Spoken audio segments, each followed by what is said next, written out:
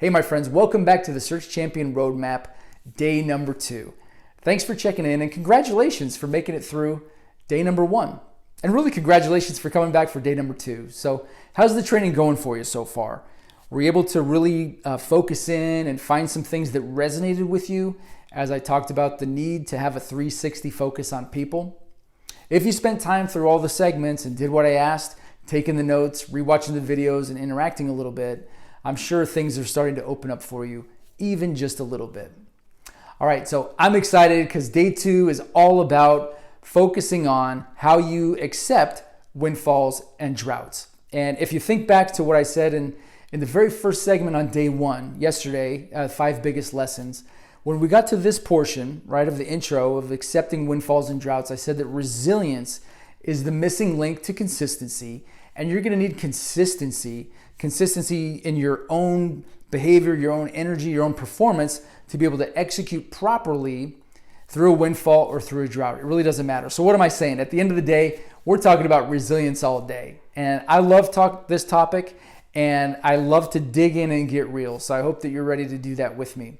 All right, in this first segment, we're going to be talking about what everybody ought to know about the staffing business. And we're going to use that to kick off our talk today about resilience and really windfalls and droughts. So let me ask you a question just to get the juices flowing. All right. What has been your most difficult moment or issue or season in the business?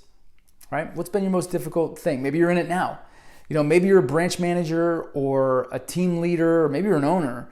And you've got a great team that you like, that you love, but they're just not all performing. And therefore, you're not making your goals, your monthly goal or your quarterly goal or whatever the case is.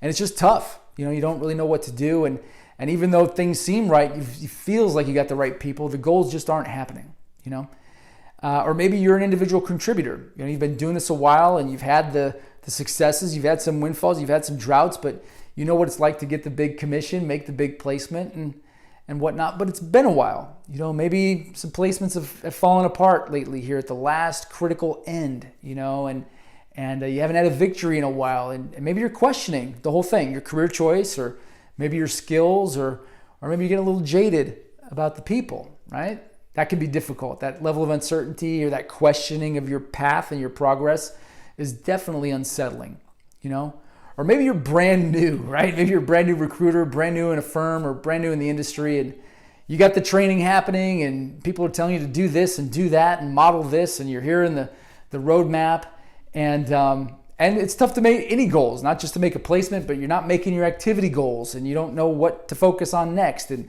it just seems to be a big mix, and that can be overwhelming. That can definitely be overwhelming when nothing is working. So regardless of what your difficult moment is or what season you're in, as I talk about this today, I want you to think about how this applies to your particular situation. And so for me, when I think about what has been my most difficult moment, which has also been in my most difficult season or most difficult issue, is this. And it was about 10 years ago, almost 11 years ago, when the Great Recession started. I remember being at work one morning and I was staring, like a laser beam at my computer screen, which had my 401k account balance on it. And you're like, Doug, seriously? You weren't, trying to prospect the meeting of your life or, whatever the case is, you're staring at your 401k account. Well, yeah, I remember that moment, just having my guts turning on the inside because I was staring at my screen, debating on whether or not to cash it in or not. And the reason why I was debating is because Nuris, my partner, my wife, my best friend, had just walked in and told me that we were about $10,000 shy of making our weekly payroll. And that hit me hard because that was not an obligation, right? Making payroll was not an option. In other words, we had to make payroll. I wasn't going to let our employees down by not paying them, and I wasn't going to let our temps down who've already done the work, not let them not get paid, okay?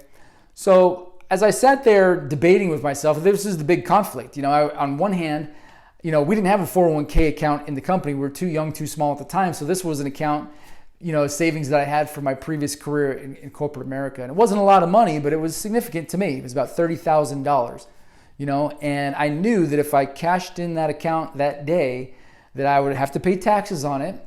Okay, that's fair. But I'd also take a penalty for taking an early withdrawal out of that account or zeroing out the account. And so I'd be losing not just the time of investment, and I'd be losing my savings, but I'd also be losing money because I'd have to pay it to the government as a penalty. But on the other hand, I knew that once all that was said and done, I'd be able to get the money with enough time to make payroll, and we'd have enough to make payroll and a little bit left over. And so it would solve the issue that we had that day. And it was a big struggle, and as I let my wheels turn and try to consider other solutions or what it would mean, or do I really want to do this, I ultimately decided to do it and make the payroll, and I felt great about it. But what I didn't realize when I cashed that in is that pattern of being short on payroll, having a gap, was going to repeat itself the next week, right? We'd find ourselves right back with a cash shortage to be able to make our weekly payroll, and that would happen for the next 52 or 50 plus weeks. That situation happened for the next year. And so, not to give you all the details or muddy you in the finance, but as we worked the company and even grew just a little bit to make placements, we were experiencing a cash flow crunch that everybody was. So we had receivables, people owed us money. They just took a long time to pay. And we tried to get better at collections so that we could get our money in and make our own payments. But that was tough. And no banks were giving companies like ours a line of credit. And we weren't big enough or stable enough to be able to work with a factor. And so we really had to work hand to mouth and figure it out. And at the end of the day, that's what Nurse and I had to do, is we had to go and find money each week from family and friends or do collections and bring the money in to be able to make payroll. And it was very stressful. I can't tell you how many times on a Thursday we're at the bank or we're adding up, where the money is and trying to figure out how much we needed and where we could get it from so we could make payroll, get the money in the account by Friday so that people could get the disbursements done by Monday, And it was hard. I talk about difficult. I mean, it wasn't just the where to find money and how to get it, but having to do it week after week after week, and then also not knowing if this was ever going to end. When will it ever end? When will it ever end? And as I've said before, there were many times during that year where I thought about quitting, and I just felt like maybe there is no end to this. This is the Great Recession and we're standing on the edge of financial ruin, and it might take 10 years to recover from this. I really didn't know. Nobody knew what was going to happen. And so in that time, the good news is that we made it, right? We found our way, and that's a whole nother story about how we freed ourselves up financially, freed up the cash to be able to survive and then grow. We're still here. It's 10 plus years later, so it worked out. We got everything that we needed eventually. But that moment, that year, we had to learn a lot. We had to find resilience. We had to make the decision. That moment of the 401k, was my moment of commitment where I just decided to put it all in. I'm going to put it all in. And even though I didn't know what the next year was going to hold or that was going to repeat itself, what I found is that we had to go all in, and we had to just find a way. We had to max our credit cards. We had to borrow money from people that we knew and didn't know. We had to do whatever we could to get good at collections, to be able to get the money, to be able to feed the business, to be able to grow the business, and to survive. And that took resilience. And that's the point of this story, is that whatever season you're in, or whatever your most difficult moment was, and for me it was this, the way through it is resilience. That's the key, right? That's the key. There's people that were doing this business that had started in the industry at the same time as us, and I know a few of them personally that didn't continue. Why am I here and why are they not? Because they decided that it wasn't worth it. They ultimately had the same gut check moments that I did, and they opted to do something else that was right for them. Doesn't make me better than them, but it means they did what was right for them. I just believed that this was right for us. And as hard as it got, I eventually got to the point where I'm just not going to give up. We will persevere. We'll find a way.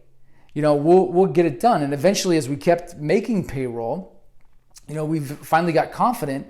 About 6 months in, we're making it. We're actually finding the money and we're making our obligations. And yeah, this is tough and this isn't fun and I don't know when it's ever going to end, but we're doing it. We're finding the solutions. That's resilience, right? When you can work through things and find creativity or find the way through it, around it, over it, without giving up, without quitting, all right? That's the real key to any success in anything. It's just not giving up, persevering, all right? So let's talk about resilience. It's going to be important for whatever you're doing. I've talked about it being the missing link to consistency. That's why we survived, because we didn't quit. We remained consistent. We didn't give up marketing. We didn't give up selling. You're going to get through your drought, by doing the same thing, by being consistent with the activities, by being consistent with what works, and just bringing yourself back to be able to do the work each day, not letting yourself get beat down about it so that you quit. All right. So that's what you need to know about resilience, right? It's about your emotional state first. All right. Sure, you're going to feel beat down. Sure, you're going to feel afraid, or sure, you're going to feel unconfident at times, but that can't be where you live. When you get to that place and you stay in that place, that's when you quit. That's when your resilience is depleted. So the first step to resilience is having emotional awareness and really understand what science knows today is that emotions either deplete you or they renew you. And I'm talking about your energy. All right. How was I able to come back week after week, and Nurse able to come back week after week, and fight for the cash and find a way and, barely make it by the skin of our teeth every week? Well, we had a positive expectation, like we can do this, might not be fun, but I believe that we can. Call it faith, call it trust, call it a little bit of luck, call it confidence, call it what you will, but we had a positive emotional state about it. Doesn't mean that we didn't get afraid at times, but that's not where we lived. Okay, so think about resilience starting with your emotional state. Either these fear-based emotions of fear, or being frustrated or impatient or fearful, inadequate, whatever it is, those things deplete you. And it's very difficult to be resilient when you're feeling that way. On the other hand, all the love-based emotions, right? Courage, care, gratitude, appreciation, confidence, all that renews you, okay? And it's not just woo-woo stuff, although it is woo-woo, but science knows this today, all right? When you have an emotional response in either category, there's about 1,400 biochemical reactions that take place. So when you're feeling a fear-based emotion, right, it's going to deplete you because the stress hormone called cortisol is released. And in those biochemical reactions, as cortisol is released, your energy is drained. And these are all the things that you don't want. Okay, it's very hard. You don't think clearly. You feel sluggish. You don't want to do things. You know what I'm talking about. Yeah, it's the usual side effects of a drought, right? Of a hangover, all right? Whereas just on the opposite, when you can feel courage or get a little bit of optimism, a little bit of inspiration around it, these 1,400 chemical reactions occur, but DHEA is released. And that's the feel-good hormone. That's the anti-aging hormone. That's everything else. That's longevity, that's energy, that's confidence, that's clear thinking, better decision-making, ability to listen, being coherent, all right? Which would you rather have, right? Obviously, you want to be in the renewing category. And so how you feel is going to be very, very important. So when you're thinking about resilience, you need to know that you need to dig in and get real. To get more resilient, you need to become more emotionally aware of yourself and also others, but then also know how to shift. All right, you need to understand that in today's day and age, emotions don't just happen to us. We can control them. And so as we go through today, later on in another segment, I'll introduce some power tools that you need to be able to shift your emotional state. But just know that this is where it starts. When we start talking about resilience, and again, what got me through my most difficult season, what's gotten you through yours, even if you haven't realized it, or if you're in it now, what's going to get you through is your resilience, which is starting with your emotional state. Okay, you follow? All right, so the last thing that I want to talk about with the emotional state, the awareness, depleting, renewing, hopefully you got all that, is this idea called coherence. All right, so in our bodies, our thoughts, our minds, our feelings, our actions, when those things are aligned and in sync, science calls that coherence. All right. So when all of your body's functioning, your hormonal system, your respiratory system, your immune system, all those things are aligned and in sync, you can think clearly. All right. You can make better decisions. You can listen and see truth and act appropriately. Okay. When those things are out of alignment, right? And all those systems, those major systems within you are not working in energetic coordination. They're not working in alignment. Things are cloudy. That's where fog comes in, the fog of thinking, or where we feel overwhelmed. That's referred to as incoherent. Okay? So start to think about that with your difficult moment or season, especially if you're in it now. All right? Are you in a coherent place with it where you're managing and you feel good, it's tough, but you're finding a way forward? Or are you in an incoherent place where it just feels like there are no answers It's foggy, it's overwhelming, it's hard to make decisions. You know, even if you get a start, you get stopped right away with your action or your energy. Think about that, okay? Coherent versus incoherent. We're going to unwrap this a little bit more today, all right?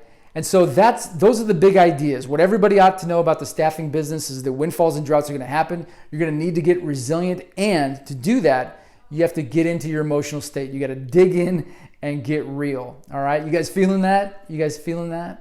All right, so when you do, all right, think about your day, right? Think about your day, whether you're the branch manager or you're the individual contributor or the brand new recruiter. What would it be like to come into work even amidst the challenges, right? This isn't going to make your challenges go away, but to be able to come in from an empowered place, knowing what to do or generally what to do, or trusting that the direction that you're going in is right and that there eventually is a better tomorrow, right? Having hope. Would you rather have that or be closed off to that and maybe feeling like, you know, there's a crack in the foundation, so to speak, like maybe you're not doing it right, or maybe you're not good for this role, or maybe nobody wants to, you know, take your advice or work with you. You know, which would you rather experience each day? Obviously, it's the first case. So pay attention to this stuff. Remember, this is about digging in and getting real. I hope you feel that. So go back, watch the video, ask me some questions on the chat line below, or get in the Facebook group and get some support around you, and start to get real honest with this idea of depleting and renewing emotions, coherent or incoherent states, and how this applies to your day and your most difficult drought. All right, friends, that's the time for now. We'll see you in the next segment.